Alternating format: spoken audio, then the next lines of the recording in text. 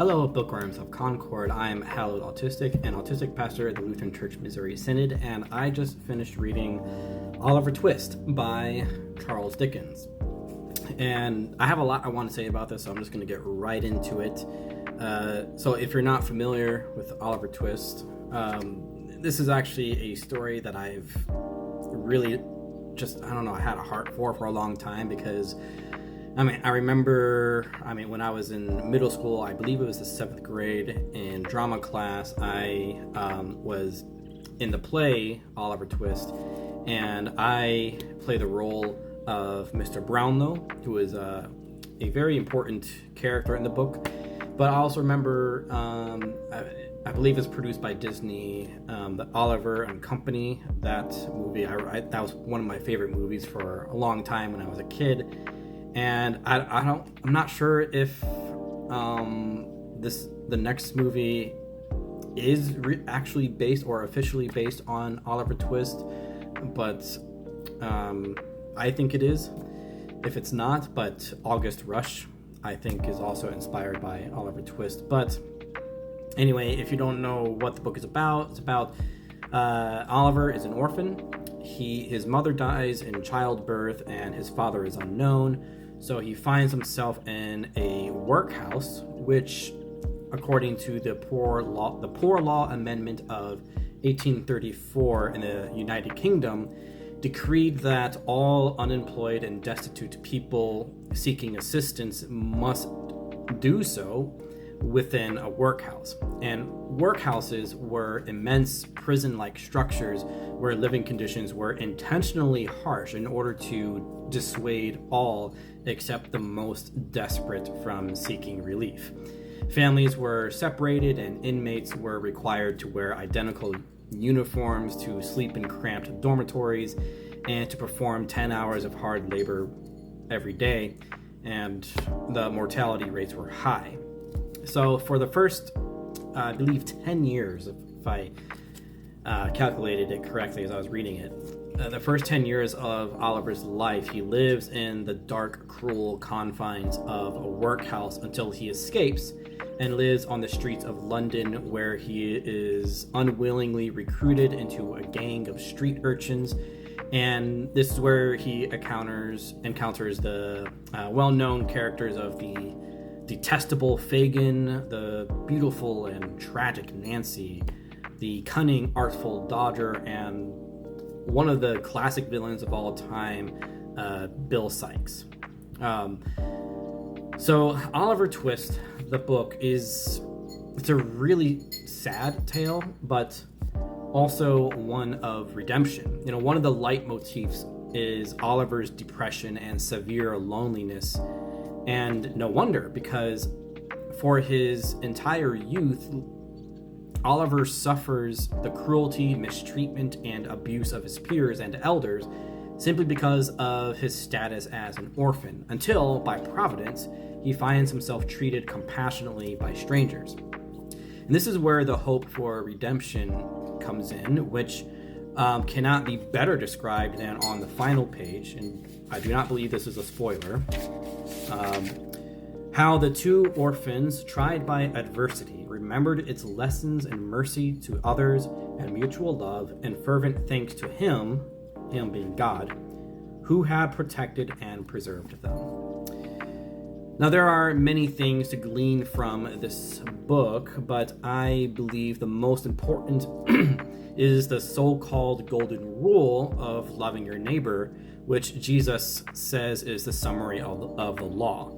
And one of the characters in this book, Mr. Bumble, wears a pendant that represents the parable of the Good Samaritan, which is used to show the irony of his character, because he's one of the first ones we come across who treats Oliver very poorly.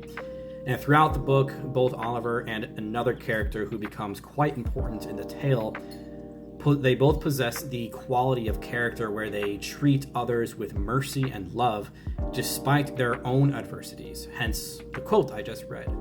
It's a good lesson in suffering, and we all suffer, that even despite our poor predicaments, it is no cause to treat others poorly, and God still protects and provides despite how we may feel about it. Now, the novel also showcases the cruelty that orphans and the destitute experienced in the workhouses, and therefore the failure of not only society but also the church to care for the poor during this time with compassion and meekness, since the workhouses were run by parishes. One of the men on the board of Oliver's workhouse, Mr. Bumble I mentioned, he calls Oliver an orphan which nobody can't love. What a horrible thing to say to a child, yet this quote emphasizes the harsh reality that due to Oliver's circumstances and the society he lives in, nobody seems willing to truly love and care for Oliver because of his status as an orphan. And throughout the Old Testament, God commands the Israelites to care for widows and orphans, and St. James reiterated this scriptural theme when he wrote in James 1:27, "Pure and undefiled religion before God and the Father is this, to visit orphans and widows in their trouble and to keep oneself unspotted from the world." Now, the workhouses of the 19th century England, for all practical purposes, turned orphans and the poor into slaves. They took on a law-centered approach rather than a gospel-centered one that is Christ-centered. It's a lamentable failure of the church. And of course, the leitmotif of the church's great hypocrisy and perversion of compassion during these times is prevalent throughout Oliver Twist. For example, there's I mentioned this already. Actually, no, this is a different one. There's a great irony when, during one of Mr. Bumble's attempts to rid himself of Oliver, he calls Oliver a millstone, which Dickens uses as an ironic reference to Matthew 18, verse 6. And what Jesus says in Matthew 18:6 is, "Whoever causes one of these little ones who believe in me to sin, it would be better for him if a millstone were hung around his neck and he were drowned in the depth of the sea." Clearly, that's Mr. Bumble and many of the other villains in this story. So, lastly, this book, I believe, should bring us to have a serious pro-life conversation about how we are to care for orphans.